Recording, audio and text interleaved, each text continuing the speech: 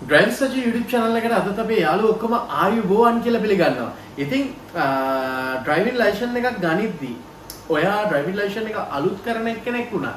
ඔයා අලුත් රීතුල් බලපත්‍රයකට ඇප්ලයි කරන එක්කෙනෙක් වුණත් ඔයා අනිවාර්යයෙන්ම මේ වෙද්දි ටයිම් ස්ලොට් එකක් බුක් කරගන්න වෙනවා.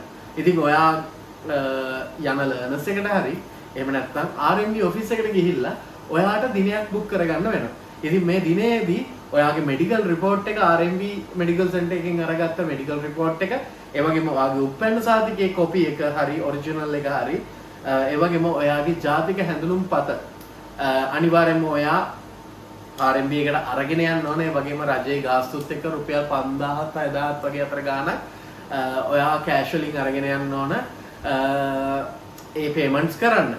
ඉතින් එතකොට ඔයාට පුළුවන් ඔයාගේ ඩ්‍රයිවිං ලයිසන් එකට අදාළව ඔයා ගන්න විභාගයට දිනයක් වෙන් කරගන්න පුළුවන්. එදාට ඔයා මේ විදියට රෙජිස්ටර් වෙලා ගියාට පස්සේ. ඉතින් දිනයක් වෙන් කරගන්න දැන්මම දන්නේ නැත්නම් යන්න ළඟව තියෙන RMB ඔෆිස් එකට, එහෙම නැත්නම් ඔයාගේ ළඟම තියෙන ලර්නර්ස් එකට ගිහිල්ලා ඔයා රෙජිස්ටර් වෙන්න.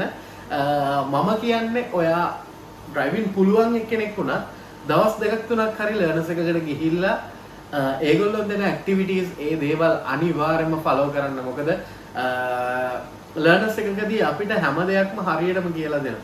සමහර වෙලාවට අපි ස්ටීරින් වීල් එක අල්ලන විදිය හරි වැරද්දක් තියෙන්න පුළුවන්. ඉතින් ඒකෙන්ද එක දවසක් දෙකක් හරි අනිවාර්යයෙන්ම ඔයාලට කොච්චර ඩ්‍රයිවිං පුළුවන් වුණත් ලර්නර්ස් එකකට යන්න අමතක කරන්න එපා. ඒක එක්ස්ට්‍රා ටිප් එකක්. ඉතින් ඔන්න ඔය විදිහට තමයි දැන් ලයිසන් එකට එක්සෑම් ඩේට් එකක් බුක් කරගන්න තියෙන්නේ. දැන් අපි කලින් ගිහිල්ලා ප්‍රී බුකින් එකක් දාගන්න ඕන.